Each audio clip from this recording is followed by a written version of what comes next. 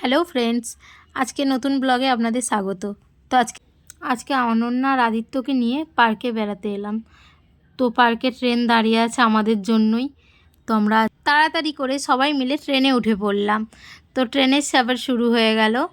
তো এদিকে আদিত্য অনন্যা তো খুবই খুশি ট্রেন দেখে পার্কের মধ্যে।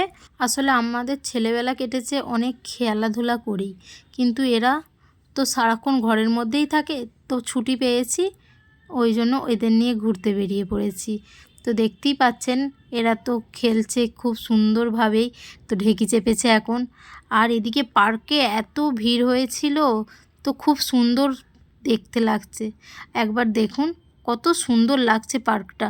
তো আমরা সবাই মিলেই এসেছিলাম ঘুরতে।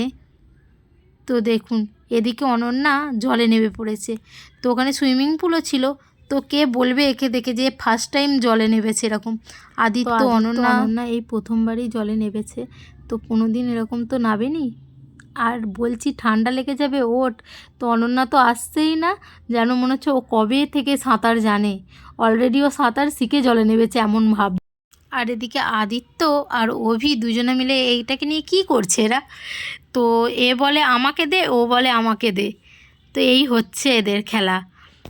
তো এদিকে অনন্যাকে দেখেছেন কত সুন্দর সাঁতার কাটছে, যেন মনে হয়। তো বাচ্চারা খুবই এনজয় করছে। তো দেখুন ওকে দেখে যেন আমাদেরই ছেলেবেলার স্মৃতি সব মনে পড়ে যাচ্ছে। তো আমরাও এরকম খুব সুন্দরভাবে পুকুরে স্নান করতাম। তো মা ডাকলেও উঠতাম না। এই আজকেও তাই, আমি ডাকছি এদের ওঠার কোনো নামই নেই। তো এদিকে আমি আর অনন্যা চলে গেছি ওই উপরে। এবার উপর থেকে আমরা নিচে নামবো। তো ভয়ও লাগছিল। তো আমার মানু তো আমার পিছনেই বসেছে। তো দেখুন এবার আমরা কিভাবে নামছি।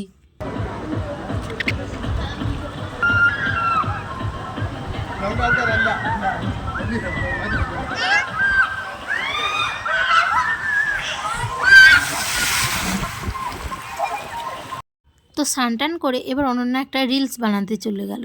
তো দেখুন ওর